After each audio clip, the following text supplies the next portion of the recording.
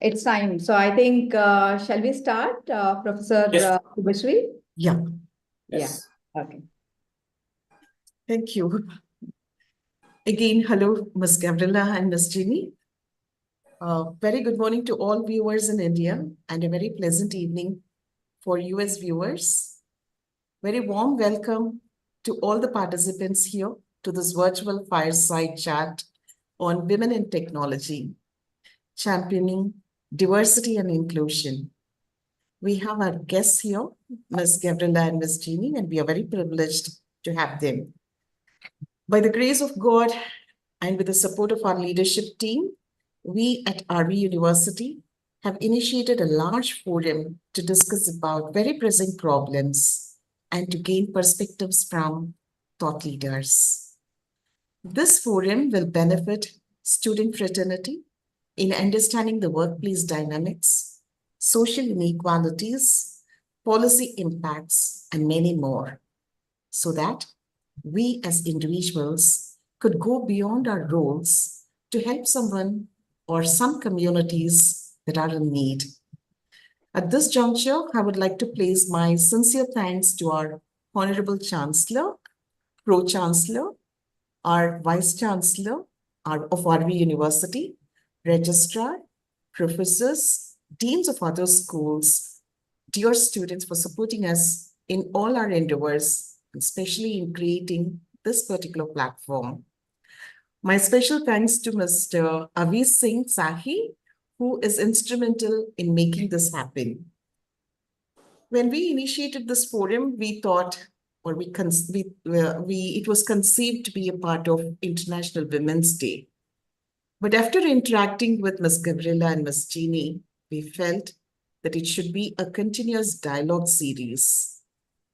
We are very, very glad to host our guest, two very eminent, very strong women in technology, holding responsible lead roles in big companies and have extended beyond their roles to serve the communities in different capacities.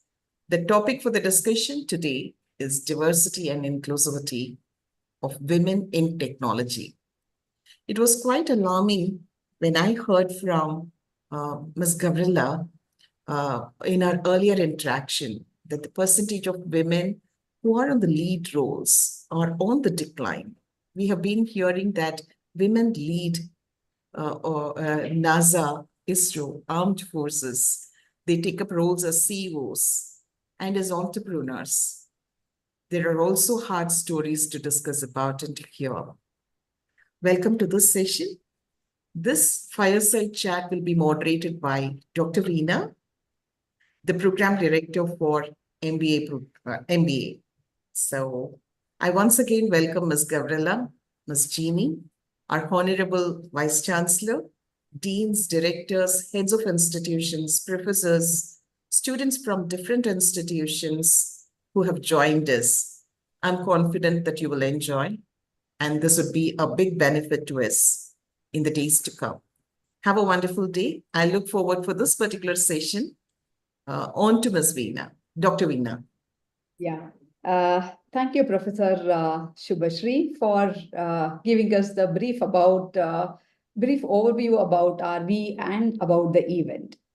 I take the honor of welcoming our esteemed Vice Chancellor, Dr. Y.S.R. Murthy, who is the driving force behind all new initiatives at the university to deliver the welcome address. Over to you, sir.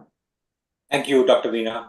I want to extend a warm welcome to Ms. Gabriela and Ms. Ginny, both of whom are highly accomplished leaders in their own accord, and also other participants from various parts of the world who are participating in this virtual fireside chat. The topic is a very important one.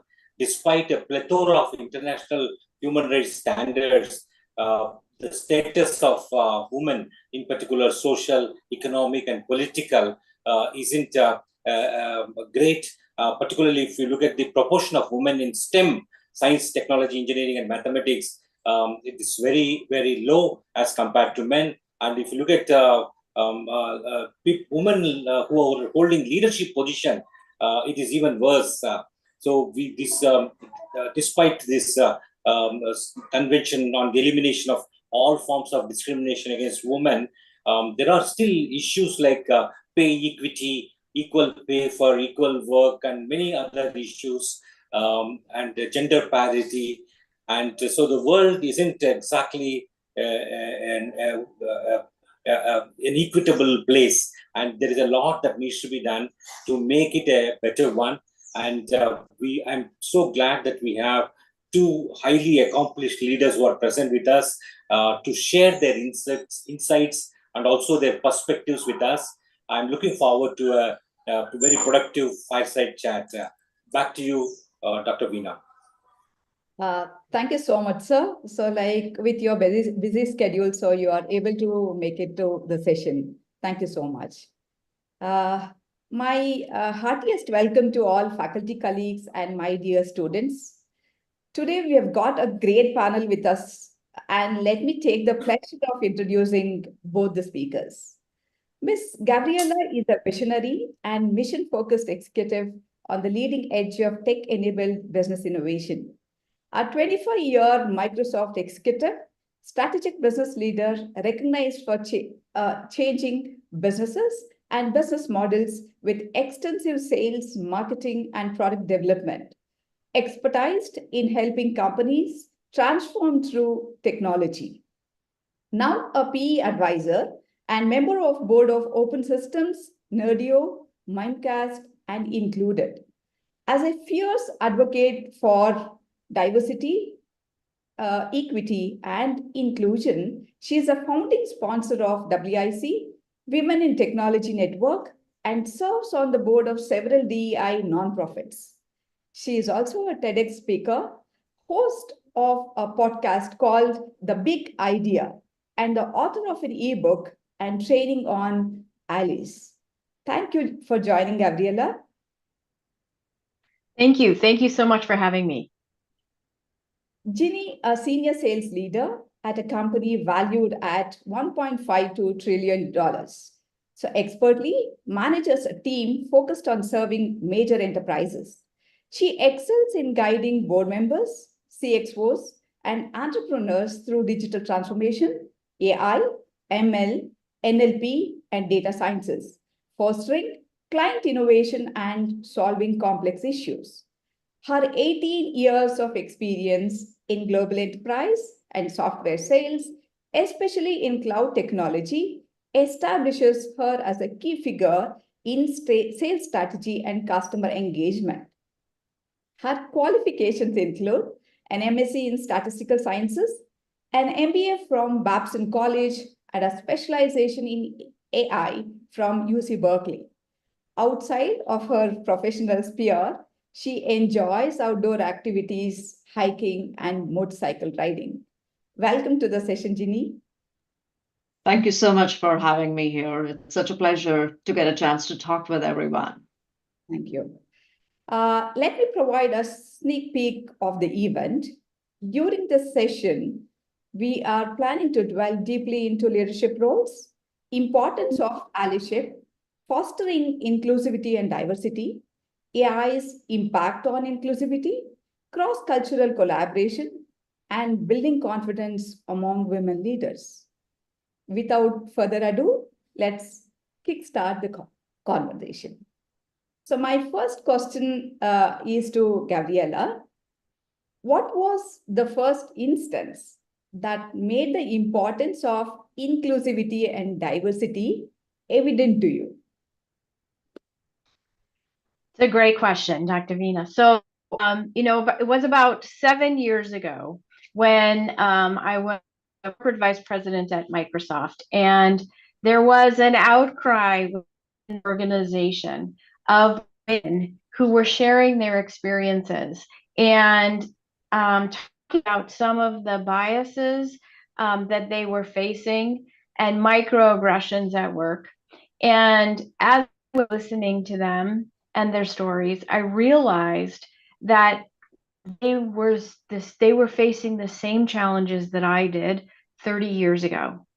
And I was appalled, really, that in the 30 years that I had been working, nothing had changed.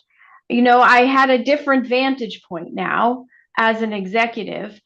And so I had kind of gotten distanced from some of that activity. And hearing that really sparked me back to I need to do something about that. I was in a position of privilege and power, and I needed to take steps and work with intention to change the inclusivity of culture and to work with my peers across Microsoft to make that difference. So that was really the moment when I realized that I needed to be a spark of change.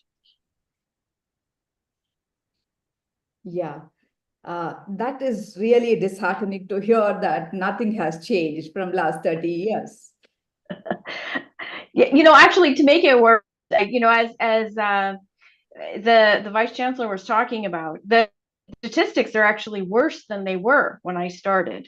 When I started back in the early 90s, 37% of CS degrees were given to women. And today, that number has fallen to 19% as of 2021. And the number of women working in technology from 34% to 24%. And so we are, in fact, going backwards. Now, it doesn't mean the numbers are growing, but the numbers are not keeping up with the pace of the industry that is growing. And so that's very important to me. This is quite alarming. So I think, yeah, so we have to, think on these issues. Can we hear from Ginny about your experience? Yeah, I think what Gabriela is sharing is really true. When I am actually sitting in a room with and having these conversations, I always hear that. And to add a little bit more to that, there is actually a difference in women in color as well. So that number also goes down, actually. It goes down to actually 18%. So that is very different when you're looking at having these conversations with the board members, the leaders around it. And you saw it with OpenAI. When OpenAI had to bring in the board, there were no women leaders brought into that. So this is very alarming, and definitely we see that.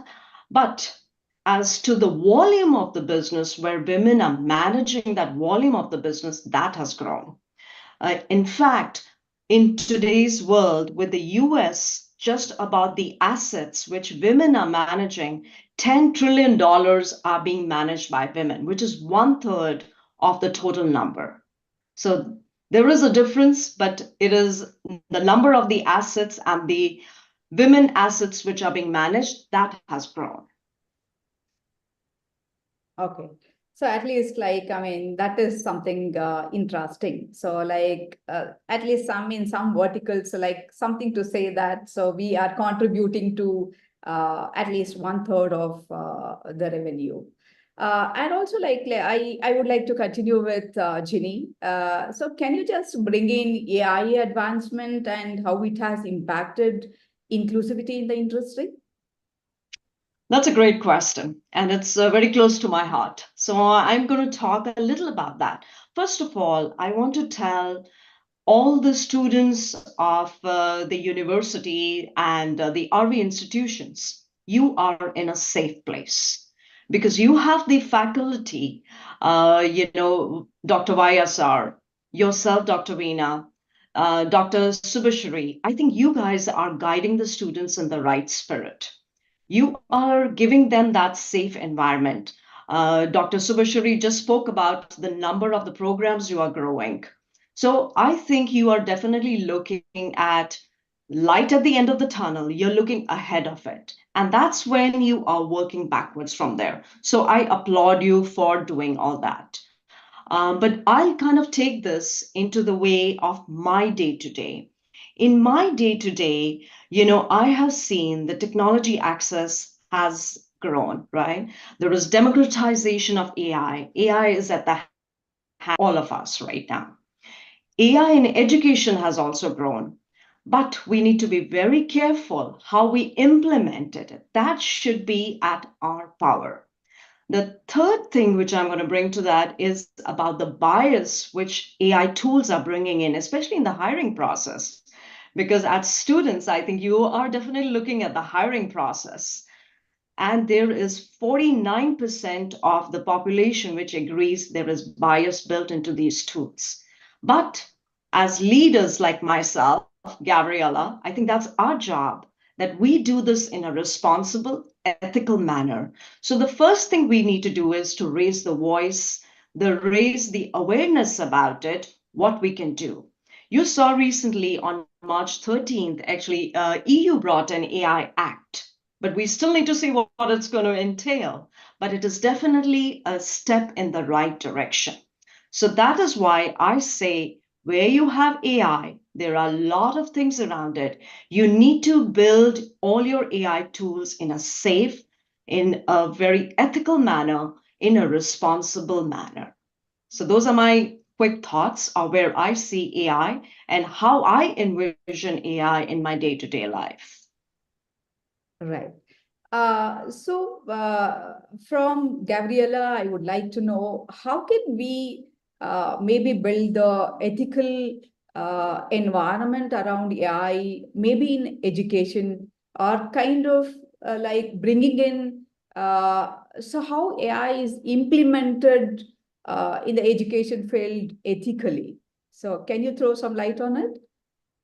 Absolutely. So, I think we need to start with having diverse teams working on it together, right? Because when you have that diversity in the room, you will get better outcomes. When you have people who are coming from different genders, different backgrounds, different classes, then they see different things in the data, and it sparks the opportunity to have that dialogue and to recognize when there may be bias built into the information. Our historical data is riddled with bias, right? Because the individuals who have written our history, who have developed the previous historical algorithms, have been very male biased. And so the categories themselves are already biased. The learning, the data we'd be learning from. And so what it requires us to do is to work with intention to go beyond what is obvious and to find representative data that represents the audience and the demographics of the community. And so when we start to do that, then we can eliminate some of the unconscious bias that is already embedded within the system. Then we also need to lay on, as you say, a layer of ethics over, which is to say, we need to be sure that whatever information we are mining, that we are pulling, is respecting the privacy of the individual, the security of the organizations and the countries. And so we need to have a set of standards. And I believe that the EU, as Ginny mentioned, is really leading the way on that. We need the UN to quickly follow with their resolution, and then we need each country to make a commitment to ethical AI. Great. So on the same lines, so maybe if we have to maybe tackle this unconscious bias, so what role do you see the leadership playing in fostering diversity and inclusion at all levels of an organization? Yes, the role of leaders is to really look across the organization and make sure that they are working with intention to create systems and processes that are fair and equitable, that are focused on generating diversity, that are focused on hiring for diversity and retaining diverse talent, and having policy across their organizations that enables that diversity to thrive. So, for instance, we saw that during the pandemic, many roles can be done remotely. Many organizations can implement more flexible work policies. But we've seen since the pandemic ended that there's been a snapback to old policies. Those policies don't serve the value of retention of diverse talent because people have discovered that they need that flexibility to take care of all of the facets of their lives. And women tend to be more of the caregivers of their family and need that level of flexibility. And so organizations need to think about all of these policies holistically and ensure that they are enabling everyone to fully participate. And beyond that is creating that inclusive environment. And I believe that the level of inclusion in an environment is directly tied to the allyship behaviors that leaders expect of themselves and of the organization. And laying out those behaviors is really the body of the work that I've been focused on, enabling leaders to understand that allyship and acts as advocates. They lift up others around them, they include them, they elevate them, and they sponsor them. And it is about creating that level of equitability with the organization that gives voice to everyone in the organization and creates that level of inclusion necessary to help the organization thrive and increase profitability, the retention, and the engagement and innovation of their. Okay. So you were mentioning about allyship. Most of the time, like we think about like mentoring, and we get confused with, okay, so mentoring and allyship. So is there a difference with mentoring and allyship, or how do maybe if I have to bring in the culture of allyship, how an organization can maybe look at it? So maybe we can take up this. Yes. Sure, absolutely. Sorry, Gabriela, you were going to say something. Go ahead. Okay, so I think just to further Gabriela's point, I think it is about creating that environment where we are doing certain things and being intentional with that. The way I look at this is there are three things to be done. One is when you are in an organization or when you are coming out of the educational institution as well, there is something which you need to do. Once you have been educated, you've already got that basic education, right? So you have a chance to go outside and implement those certain things, bring that fresh perspective. You can do that over the next 2 years, because after that, once you do that, you need to retool yourself. And that's exactly what I did. When I came out of college, I had done my master's in statistics. I went ahead, worked for a little while, went back, did my master's in mathematics after that. Then I moved to Boston, where I went and enrolled myself in the MBA program. And, we were talking about a couple of things around the MBA program with Subhashri just now, right? So that MBA program gave me the finance edge to do certain things. So there is a way which you need to retool. From there, then I went to UC Berkeley to do my AI, machine learning, and data science. I again retooled myself. So that is the way I gave myself an opportunity to retool. But sometimes you don't get these opportunities and you don't have that. Then what do you do? In that second position, what you could do is you could have your mentors. You could have sponsors as well. By mentors, there are three things in a mentorship program you need to see. The mentorship program could be for a reason, for a season, and for a life. And similarly, when you're looking at sponsorships, to Gabriella's point, those allies should be able to speak on your behalf and do certain things in that environment where you say, I want to go after a safe and ethical AI. I want to do these certain things. That sponsor should also be able to talk about you when you're not in the room. So I think every step of the way, we need to be intentional. We need to look at the ethical AI, the responsible AI. And it's not necessary that, if you don't have a chance, you need to speak and get your voice out there, right? There are many tools you can use today. You can write for that. You can speak about these things. Or if you feel, you can build a cohort or a community to voice your opinion. So that is what I feel. Sometimes what happens is because of our cultural avenues, we do not take those initiatives. You need to build those communities, be intentional about it, get your voice out there. And I'm going to give you another example in my day-to-day life. I belong to a company which just writes documents. And there is a very specific reason for writing those 6 pages when we get into a meeting. What happens with that is that the person who is the junior most in the room gets a chance to comment on this document.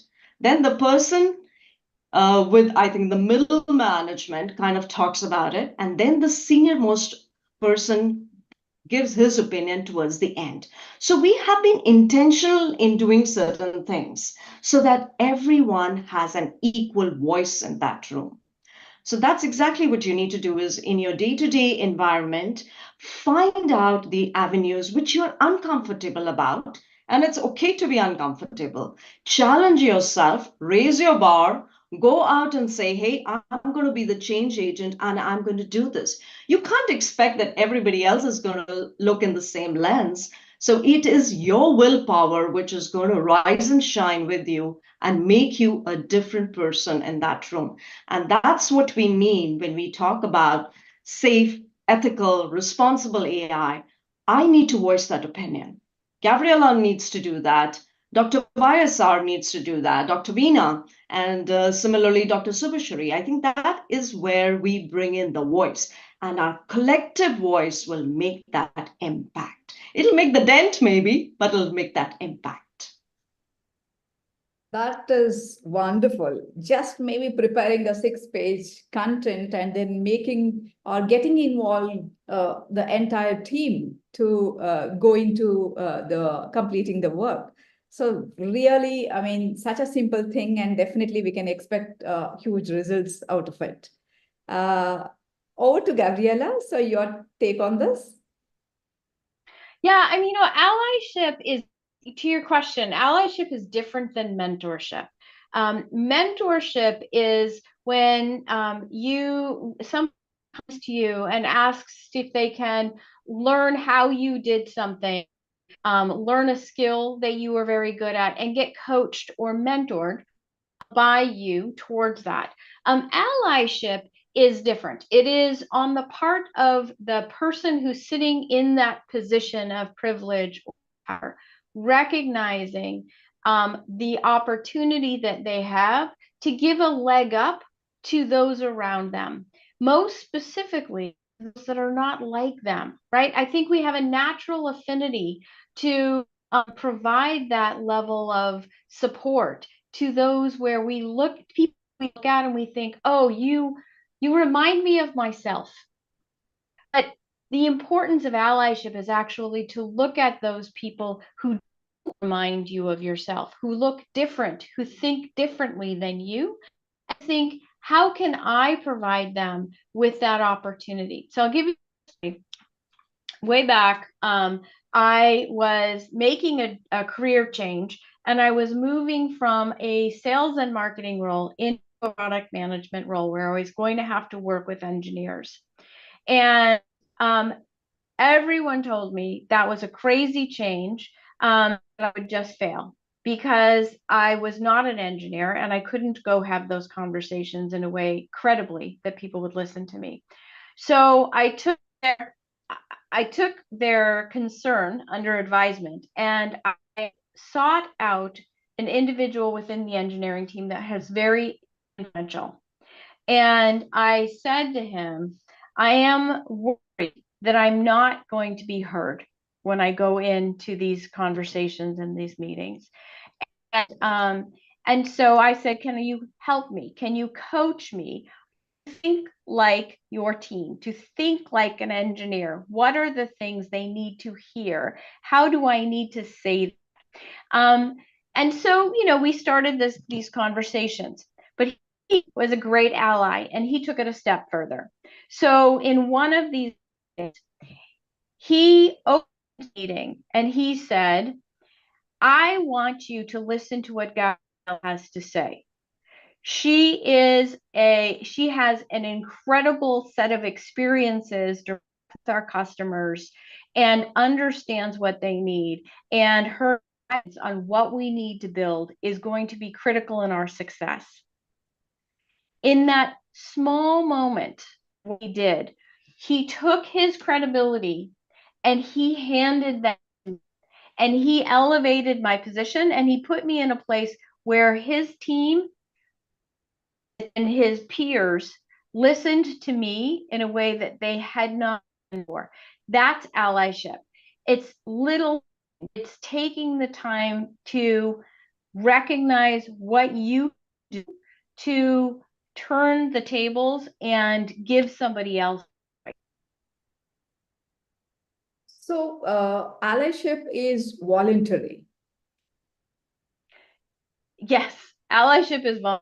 It's also intentional. It's working with intention to say, how can I lift up those around me? How can I elevate their ability? How can I make sure that something occurs, a inhibitor occurs, that I make that moment of exclusion a moment of inclusion.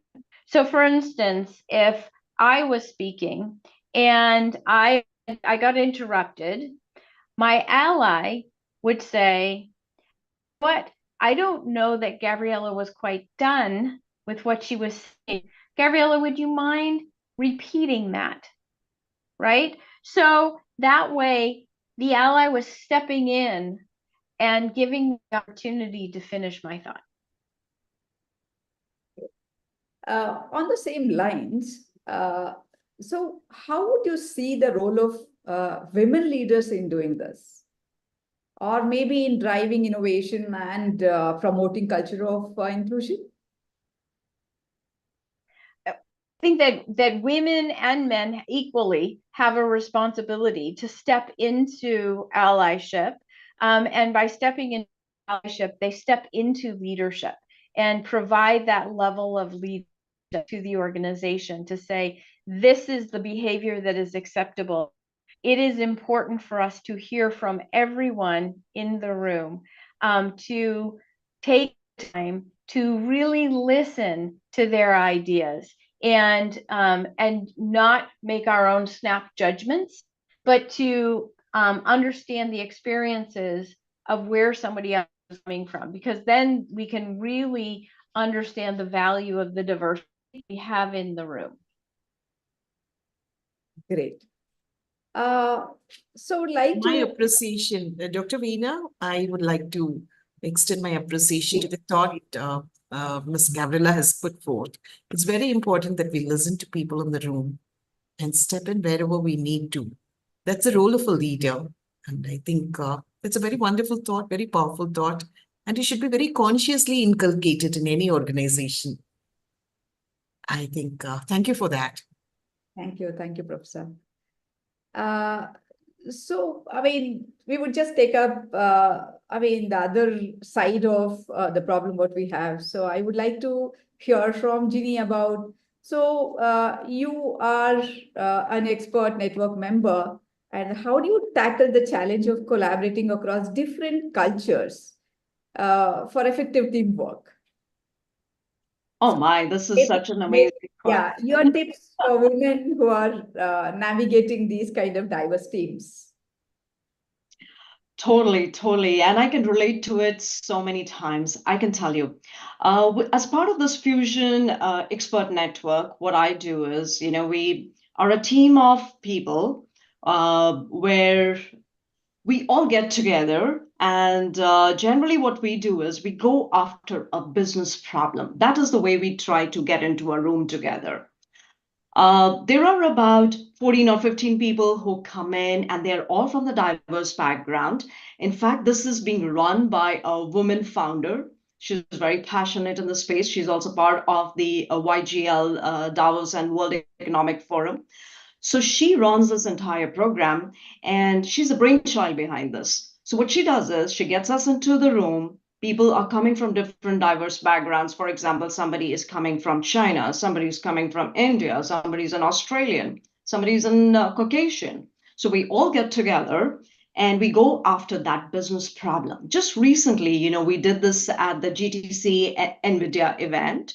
We came out of that event and we sat down on the table where we discussed about the chip shortages, right? That is a topic which is on top of mind of everyone today. Hey, how are we going to do this? How are we going to get into the power and do certain things and solve for those business problems? So we decided to talk about the chips and the shortages we're doing. Each and every one brought in a perspective. And it was so interesting. I was actually sitting with a Stanford professor right on to my left side. And I asked him, what do you do? And he explained to me, he says, every 6 years, I hire and I fire. And I said, excuse me, I don't understand that. And he said, what we do is, as part of the grads and the undergrad programs which we have at Stanford, new people are coming in, the new innovation is happening, and then we are unleashing the power to these very students who go out in the industry and build those collaborations forward. So what do I mean by that? Is that every 6 years, new students are going to come in, new innovation is going to happen, and then they are going to go out in the world where they are going to talk about these business problems, solving those business problems, and then forming the alumni circles around it. So that is how we bring in the diverse perspectives, bring in the newer mind share into these avenues, and tackle the business problems around it. So that's the way I think innovation needs to happen. And I can vouch for, how Dr. YSR and you all are thinking about it. You're already building that Inventix program, right? You're looking at that program, what it's going to do for the new innovations and the new programs you're going to launch towards that. You're going to give the power in the hands of your students, and they are going to be mixing with the universities, with the industries, and building that collaborations out there. And your alumni are going to be part of that. Look, the power of the community you have grown just from a platform play. That is where the diversity plays a role. It is 1 + 1. You keep adding it, and then you keep adding it, bring in an ally, bring in another member, bring in a network around it. And this is called the network effect. That's what I believe in. Diversity needs to be ruled by that network effect. Great, wonderful. Gabriela, your perspective on this? Well, I mean, just to build on what Ginny said, is that, when you have diversity in an organization, the organization achieves 48% higher likelihood of outperformance, 27% higher levels of innovation and value creation, and 19% higher profitability. And so there is a tremendous business value in unlocking the diversity of the organization and making that inclusive, so that you do hear those perspectives, and you don't just create groups of men, right? And so having that level of engagement is really the value of what we can do. Yeah, great. The statistics, looks very interesting. And these last two questions are my favorite questions. So the first one is to Gabriela. As women, actually, so we tend to chase perfection to navigate biases on our path to success. How to ensure this doesn't affect our efficiency, especially in leadership roles? This is one of those things that if I speak to my younger self, I would have told myself this much earlier. And so I repeated very often to those that I mentor, those on my team, and to my daughter. And it is that perfection is unachievable. Do not chase perfection, right? You spend 20% of your time getting whatever you're working on enough. You could spend the 80% of your time trying to get the other 20%. What you will find is it's still not done. It is never done. There's still more to do. There's still more to improve. There's still more upside to everything you will work on. And so stop chasing perfection and focus on the outcome you're trying to get to, the collaboration and the teamwork, so that you share your ideas with others, that you have others help you build on those ideas, and together you will come to better products, and you will come to understand what is good enough for whatever it is you're doing. Yeah, but quite often we fail in drawing a line for that. So what is the cutoff? So how do we draw the line for getting into perfection? So that is where, I think most of the time we go wrong. Yes, yeah. it is. I mean, and so I think that it is about one, creating the initial, when you are initially starting to work on something, to ask for help, to identify what are we trying to achieve, and then to enlist people in that early and often as you're continuing to do work, so that you are checking in and testing it and piloting it and seeing, does it get the results you need? So you don't know that from the beginning, but you have to be willing to be vulnerable. You have to be willing to ask for help. You have to be willing to share your ideas when you know that you haven't spent all this time thinking about them.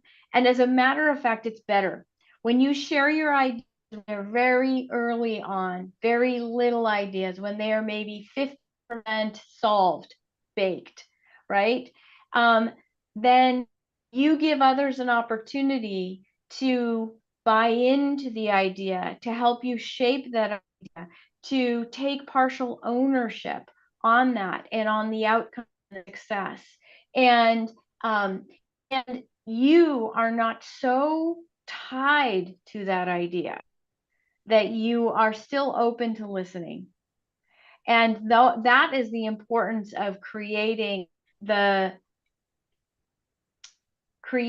outcomes and the projects and the products that you need.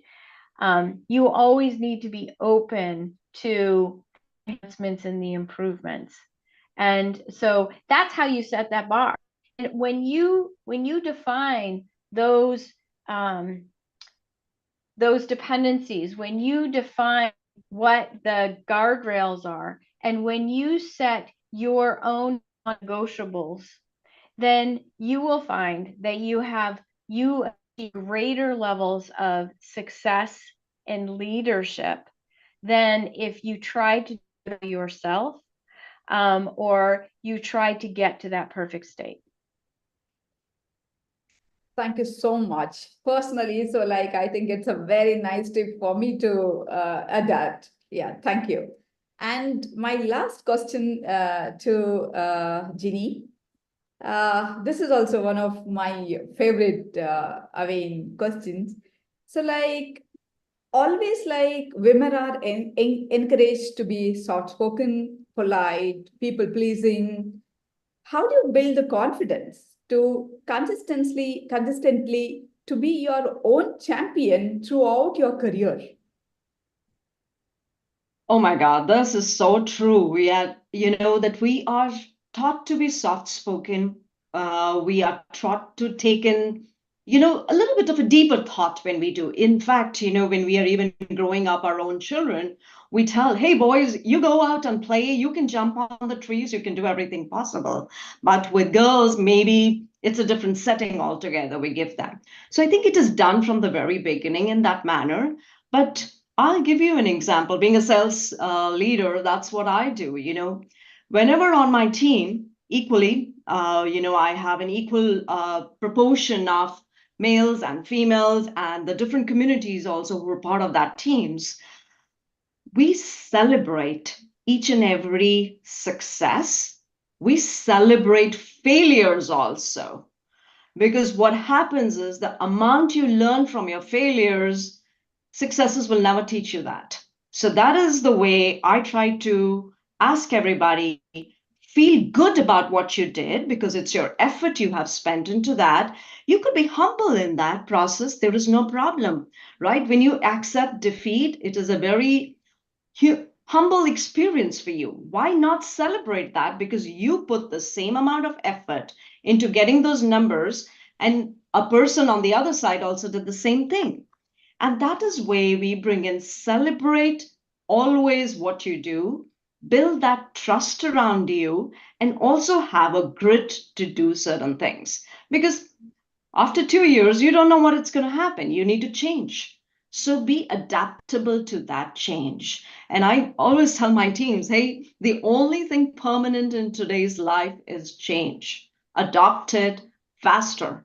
Rather than make a mess about it, just go and adopt it. And the way the tools and technologies are happening, that is what we are adapting. So humility comes into each and every aspect of it. It doesn't mean that if you are a cowboy, you're going to win it. And if a person who is simple will not win it. The person who is simple might also just win the confidence and the trust of her customers just in the same way.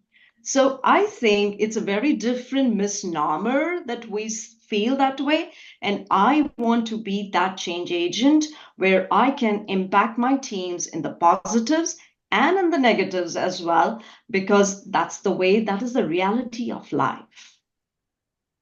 So that's the way I look at it. Great. So I think this is where so everybody should be open for ideas and discussing with their peers in a group, right?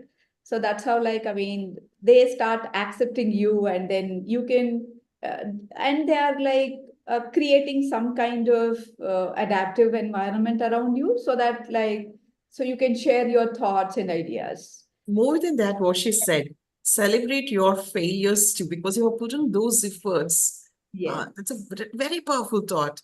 Yeah. Yes, Happens I to mean, you, if Ginny. I add something to what Ginny said, right? It is not so much about being, are you soft-spoken or are you loud? Right? It is about making sure that whether you are soft-spoken or you are loud, that you are still heard. Right? And Right. so, really what we want is for our young women and our young men to feel comfortable voicing their ideas and sharing what they have to say, and not holding themselves back, and helping them to build up the courage and the confidence to speak their mind, even if it is not popular, even if it is not what everyone in the room seems to be thinking, because that is exactly the value of diversity. And so it's remembering that in whatever form you are in, whatever team, whatever organization, you are there for a reason, and your voice matters. Yeah. Totally. And actually, I am just going to add to one more thing to what Gabriela just suggested, that your voice is important. You are the change agent for everything what you do, and you are responsible for your actions as well. So it is really important that we do it in an intentional way and impact everybody around us. It's a saying that, you win as a team, you lose alone. And it is a very hurtful thing when you lose. But if your team is standing with you and making you a cheerleader, you are definitely going to see a very different perspective. So that's what I think. I always look at it from a continuous learning process. Keep your learnings ahead of your earnings. That's the way I look at life. Yeah, true, true, very true. Yeah. And so concluding question to both of you. So what is one piece of advice you would give yourself if you were a student in the audience today? So anyone, so Gabriela, would you like to go with this? Yes, so there's a couple pieces of advice that I would give myself. One I mentioned earlier, which is stop chasing perfection. You will never achieve it. That's absolutely a key one. The second one is set boundaries, know yourself, know your limits, and be okay asking for help. Because when you ask, people will help you. And that is how you build your mentors, that build the sponsors that help you throughout your life. So things that I would advise my younger self. Yeah, I'm just going to build it on top of that. You know, all the students are part of this RV institutions, right? First of all, you are in the best, safest place. You need to applaud yourself for what you're doing. You're not coming out like some of the students out here in the US, right? They come up with 300K of debt when they have to take student loans. They are on that very different path when they come out of the colleges. You guys are in the safe environment. You have the best faculty around you. You have Dr. Veena, Dr. Subashri, Dr. YSR. I think use them as your mentors. Use them to go and bounce some ideas with them. This is your safe environment. Even if you falter in this, you're not being judged. So this is the perfect place. Use your exceptional guidance counselors around you, build that network around you. And if you're interning somewhere, absolutely ask your employers or however you're looking at those guys to give you a letter of recommendation. That is very powerful. That is going to help you get out in the outer world and create a difference for you guys out there. So those are my avenues. That's my 2 cents, I should say. I look at it, but good luck to all of you out there. Thank you so much. We have, questions from students. So how are we placed on the time, Ginny and Gabriela? So shall we take up one question at least to satisfy the students? Yeah. Absolutely. By all means, we like to pacify the appetite out there. So we have many. So but I would just like to take up only one. Can you share examples of successful initiatives or programs that have helped increasing the representation of women in technology fields? This is one of the questions. Yeah, I can give a couple examples. Yeah. Yeah. So one way that we can increase women in technology is to help build out greater networks, right? So each of us needs to reach out to both women and men who are sitting in the industry today and start to create those broader networks so that we can embrace greater diversity. The current status quo is not diverse. We've talked about, and the way to bridge that is to actually invite many of those male leaders into the community and have them meet all of the very successful, experienced candidates out in the community so that they can start building that into their slates. That's one thing. The second thing is helping everyone understand that the roles within technology are not as narrow as they used to be, and that there are literally thousands of different roles that you can play. And if it doesn't appeal to you to be sitting down and coding for 8 or 10 hours a day, that isn't the only role that you can play in technology. You can have a very collaborative role, and that is really what we need to do. Is we need to break through some traditional view of what it means to work in technology, and help our young women see that there is a role for them, and it will satisfy them. It will enable them to have a life balance. And so that just brings me to the third thing that organizations need to do, which is to have policies that enable, as I was mentioning, the level of flexibility required that women need throughout their lives, because women take time to have children. They take time off when they have to treat those children, in the very early days when they have to recover from having those children. They need policies that are flexible, that give them the time off that they need, and then enable them to integrate back into the workforce so that they don't have to drop out. And those are some of the things that I have seen that really drive greater gender equity and greater diversity in organizations and technology. Great. I Yeah. think And yeah, sure. Ginny. I'm just going to add to that, I'm a builder. So I come up with a builder mindset all the time in everything what I do.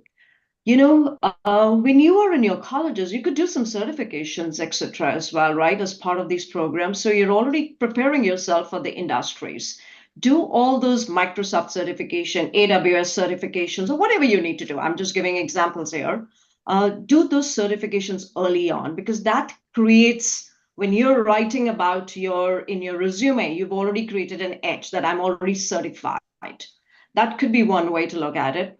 Second is that in today's world, we are all building products, right? So come up with a minimum lovable product. That's what I call. I don't call it an MVP. I call it a minimum lovable product. Come up with that, so that when you are in an interview or sitting with that, you already are talking about the vision you're going to cast with that. And third is that look at the roles, scan those roles, talk to your peers. Do you think this is going to be a good role for me? And in fact, our tools are giving you the scoring these days and telling you, yes, you're a fit on this role, or you need to do something additional on these roles. So get early on and get that exposure, and just feel free to try it on. Don't feel scared to do certain things. And that's the way I look at it. This is how we women can rise and shine and create our difference in the industry space. Yeah, thank you so much. So as we are running out of time, so I'll not be able to take up all the questions. Definitely, so you can connect with, this is for my students. So you all can connect with them offline through their LinkedIn, and then you can chat with them. So on the remaining questions, what you have. So I have around 20 more questions, but so we are running out of time, so I'll not be able to take up any of those. So we have come to the end of the session now. So I really would like to express my sincere gratitude to our esteemed speakers, Ms. Gabriela and Ms. Ginny Singh, for their valuable insights and passion for promoting diversity and inclusion. So throughout our discussion, so we have discussed about the very first thing which I would like to share is never chase perfection. So you will not be able to achieve it. So be the change maker, and then you can always change is only the way you can definitely, prosper. And you win as a team and you lose as an individual. That's still fine. And last piece of advice the speakers were giving us was do something very early, and then and do some kind of certification so that you can be different from others, and also like you can build your identity. And one more very important aspect, what we discussed was the importance of allyship. How companies can promote the allyship and then to bring in inclusivity and diversity. As we celebrate Women's History Month, let us carry forward the spirit of empowerment, collaboration, and support every individual in all fields. I strongly believe each one of us has a role to play in creating more inclusive and equitable future where everyone can thrive and contribute their unique talents. Thank you once again to our speakers and all my favorite students and our audience for joining us today. Let's continue to make a difference and build a better tomorrow together. Have a wonderful day ahead for my students and the faculty, and good night to my speakers. Thank you so Thanks much. to you. Thanks to you. Means a lot to us. Wonderful. Oh. Thank you so much. Have a good day. Bye-bye. Thank you. Bye.